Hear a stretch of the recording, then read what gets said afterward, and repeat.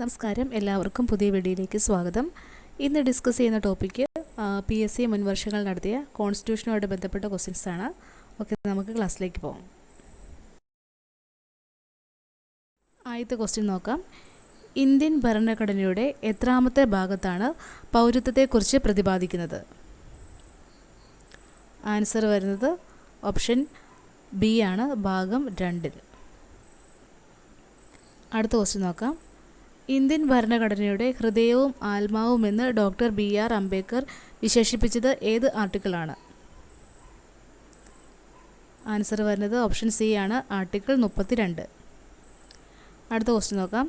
താഴെ പറയുന്നവയിൽ ഭരണഘടനാ സ്ഥാപനം അല്ലാത്തത് ഏത്? ആൻസർ വരുന്നത് ഓപ്ഷൻ ബി ആണ്, NITI Aayog. Union public service commission, തെരഞ്ഞെടുപ്പ് കമ്മീഷൻ, അറ്റോർണി ജനറൽ, ഇതൊക്കെ ഭരണഘടനാ സ്ഥാപനങ്ങളാണ്. അടുത്ത ക്വസ്റ്റ്യൻ നോക്കാം. ഇന്ത്യൻ ഭരണഘടനയുടെ ആമുഖവുമായി ബന്ധപ്പെട്ട് യോജിക്കുന്ന പ്രസ്താവനകൾ കണ്ടെത്തുക. ആൻസർ വരുന്നത് ഓപ്ഷൻ സി ആണ്, 1, 2, 3. ഞങ്ങൾ ഇന്ത്യയിലെ ജനങ്ങൾ എന്ന വാക്കുകളിലൂടെയാണ് ആമുഖം ആരംഭിക്കുന്നത്. ഭരണഘടനാ നിർമ്മാണ സഭ അംഗീകരിച്ച ജവഹർലാൽ നെഹ്റുവിൻ്റെ ലക്ഷ്യപ്രമേയമാണ് ഇന്ത്യൻ ഭരണഘടനയുടെ ആമുഖത്തിന് പിന്നിലെ ആദർശങ്ങൾ. 1976 42-ാം ഭരണഘടനാ ഭേദഗതി നിയമത്തിലൂടെ ഇന്ത്യൻ ഭരണഘടനയുടെ ആമുഖത്തിൽ സെക്യുലാർ എന്ന പദം ചേർത്തു. ഈ 3 ഓപ്ഷനും ശരിയാണ്. നോക്കാം. ഇന്ത്യയിൽ പഞ്ചായത്തി രാജ് സംവിധാനം നടപ്പിലാക്കിയ 73-ാം ഭരണഘടനാ ഭേദഗതി നിയമവുമായി ബന്ധപ്പെട്ട യോജിക്കുന്ന പ്രസ്താവനകൾ കണ്ടെത്തുക. ആൻസർ വരുന്നത് ഓപ്ഷൻ സി ആണ്, 1, 2, 4 ശരിയാണ്. സംസ്ഥാനങ്ങളിൽ ഗ്രാമപഞ്ചായത്ത്, ബ്ലോക്ക് പഞ്ചായത്ത്, ജില്ലാ പഞ്ചായത്ത് എന്ന ത്രിതല സംവിധാനം സ്ഥാപിക്കുന്നതിന് നിയമവ്യവസ്ഥ ചെയ്യുന്നു. പഞ്ചായത്തിൻ്റെ 3 തലങ്ങളിലേക്കും 5 വർഷത്തെ ഓഫീസ് കാലാവധി നിയമത്തിൽ വ്യവസ്ഥ ചെയ്യുന്നു.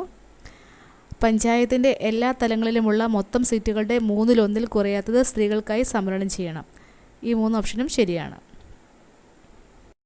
അടുത്ത ക്വസ്റ്റ്യൻ നോക്കാം.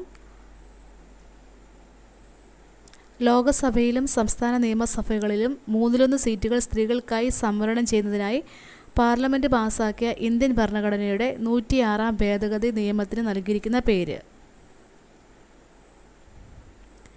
ആൻസർ ഓപ്ഷൻ സി ആണ്, നാരി ശക്തി വന്ദൻ അധിനിയം. അടുത്ത ക്വസ്റ്റ്യൻ നോക്കാം. സംസ്ഥാന പബ്ലിക് സർവീസ് അംഗങ്ങളെ നിയമിക്കുന്നത് ആരാണ്?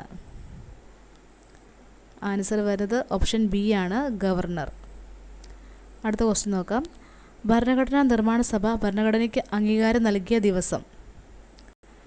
ആൻസർ വരുന്നത് ഓപ്ഷൻ സി ആണ്, നവംബർ 26. ഭരണഘടനാ നിർമ്മാണ സഭയുടെ ഡ്രാഫ്റ്റിംഗ് കമ്മിറ്റി ചെയർമാൻ ആരായിരുന്നു? ആൻസർ വരുന്നത് ഓപ്ഷൻ സി ആണ്, ഡോക്ടർ BR അംബേദ്കർ. അടുത്ത ക്വസ്റ്റ്യൻ നോക്കാം. ഇന്ത്യൻ ഭരണഘടന ഭേദഗതി ചെയ്യാനുള്ള അധികാരം ആരിൽ നിക്ഷിപ്തമാണ്?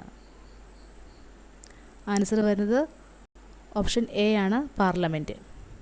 അടുത്ത ക്വസ്റ്റ്യൻ നോക്കാം. ഇന്ത്യൻ ഭരണഘടന എഴുതി തയ്യാറാക്കിയത് ആര്?